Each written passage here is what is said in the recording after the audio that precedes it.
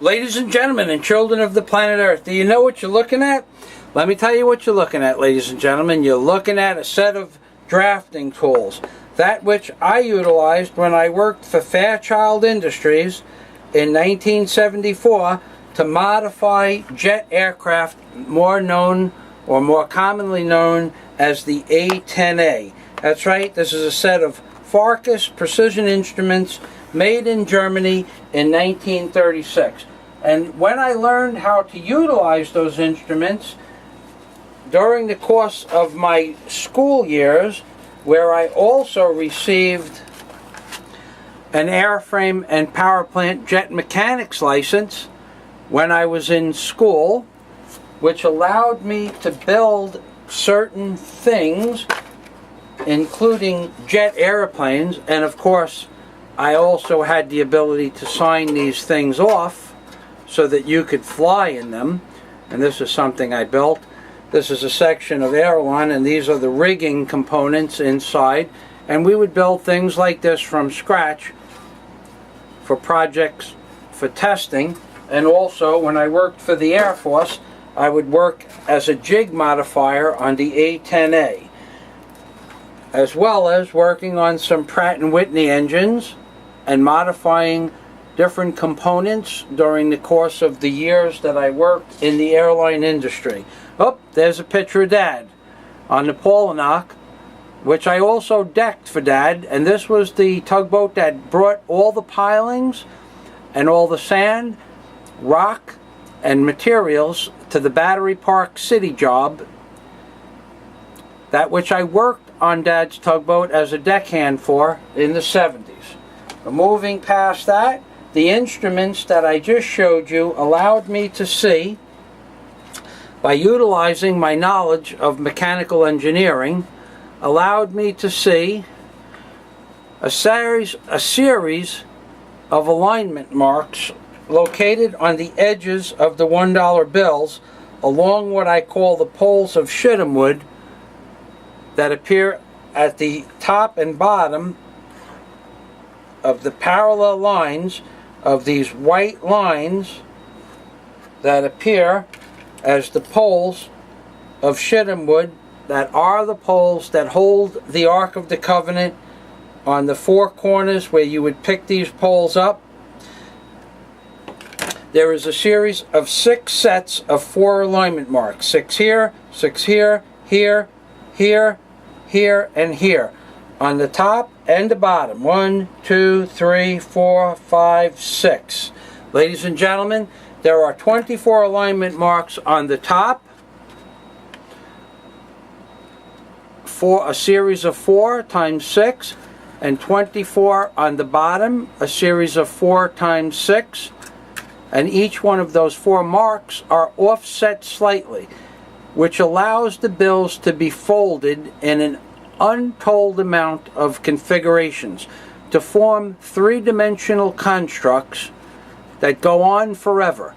However, I tried to explain several hundred of these constructs inside the volume of my work, aka Angels on the Ark, and you can see this by clicking the link at the bottom of this video.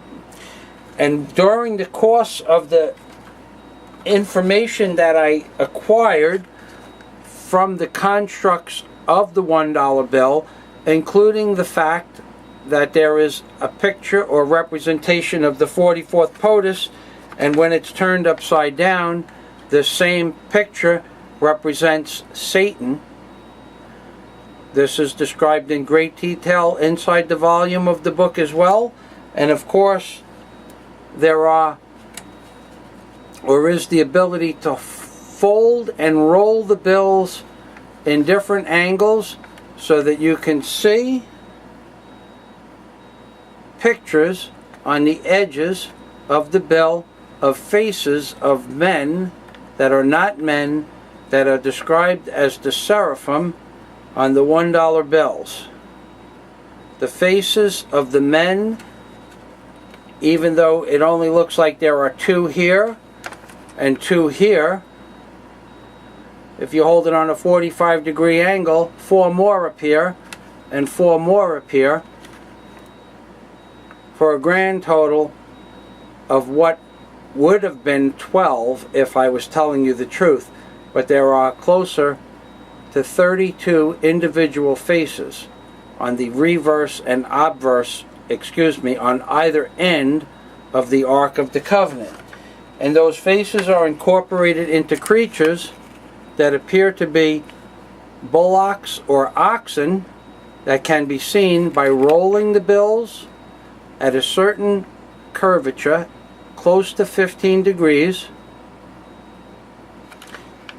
moving them about in different angles of light, different kinds of light, and at different angles. You can rotate the bill to form pictures of what appear to be oxen or what appear to be bullock. But more importantly, these are the pictures of the animals that appeared 2,000 years ago during the time of Moses, or 3,314 years ago from today. But originally, when the Lord God placed life on earth, there were only one-celled, single-celled amoebas in the ocean.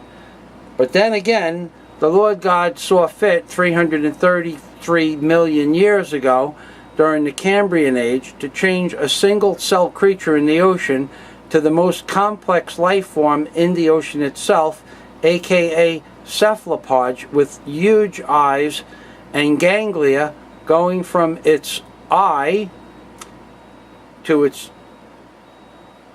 spinal column. Although it wasn't a physical spinal column like we have made of bone, it was a cartilage. But the Lord God made from nowhere, from single cell amoebas to complex life forms known as cephalopods, including nautiluses and vampire squids. And these pictures of the seraphim, or the faces of the seraphim, form a squid-like entity that moves through the ocean by squashing water towards the pointed end of the pictograph itself, and moves through the water in that direction towards the bottom of the pyramid. I'm going to show you again. It's moving through the water by squirting water out of these two jet-like propulsion systems here and here. It's squirting the water out through those 13 beads and pushing itself through the ocean. You can see a face of a cephalopod, or what appears to be a vampire squid, if you allow your mind to stop thinking in a lineal direction. And I'm not real sure where the perfect focal point is on this camera yet, so I'm moving it around, plus I'm moving it around so you can see the faces of the seraphim change into the face of a cephalopod. And we're going to move that cephalopod through the water